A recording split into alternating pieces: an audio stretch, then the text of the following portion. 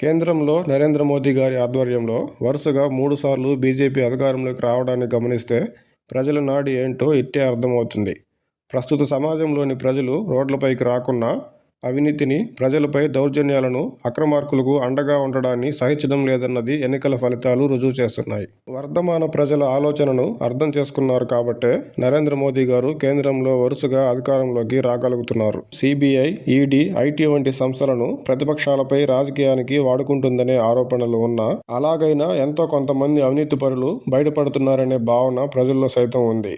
అదే సమయంలో తన ప్రభుత్వంలో అవినీతి ఆరోపణలు రాకుండా చూసుకోవడం, తాము చేస్తున్నది ప్రజలకు స్పష్టంగా చెప్పడం ద్వారా మోదీ గారు విజయయాత్రను కొనసాగిస్తున్నారు.